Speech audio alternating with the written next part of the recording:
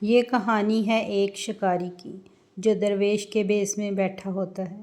ریت کے سمندر میں دھوپ تیز تھی، ہوا میں سکوت اور افق پر ہلکی ہلکی دھند۔ ایک شخص سفید چادر لپیٹے، سر پر عمامہ، ہاتھ میں تسبیح، ایک ویران ٹیلے پر آ بیٹھا۔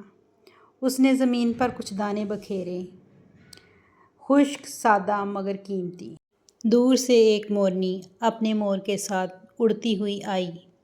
دونوں پیاسے تھے، بھٹکے ہوئے تھے، دانے دیکھ کر رک گئے۔ مورنی نے آنکھیں سکیڑ کر کہا، یہ صحرا ہے، یہاں دانے کون بکھیرتا ہے؟ یہ شخص کچھ عجیب سا لگتا ہے۔ مور بولا، یہ اللہ والا ہے، اس کی داڑھی دیکھو، اس کا سکون دیکھو، ہمیں شکر ادا کرنا چاہیے اور دانے کھا لینے چاہیے۔ مورنی نے کچھ نہ کہا۔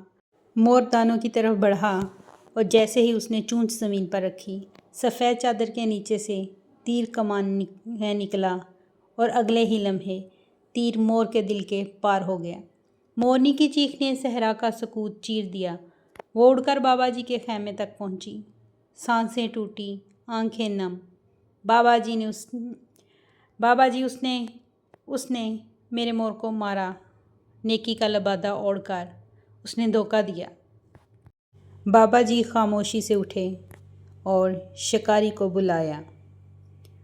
وہی شکاری، چہرہ سنجیدہ، ہاتھ خالی۔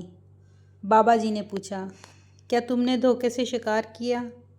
اس نے کہا، ہاں میں شکاری ہوں اور یہ میرا طریقہ ہے۔ لباس درویش کا، کام شکاری کا۔ بابا جی کی آواز تھمی مگر کاٹدار تھی۔ تو پھر شکاری کی وردی پہن، کمان کندھے پر رکھ اور اپنی نیت کا سچ بول۔ نیکی کا لباس پہن کر دھوکہ دینا سب سے بڑا ظلم ہے، کیونکہ یہ انسان کا نہیں، شیطان کا طریقہ ہے۔ کہانی اچھی لگی ہو تو لائک اور شیئر کریں اور چینل کو بھی سبسکرائب کریں۔ شکریہ۔ اللہ حافظ۔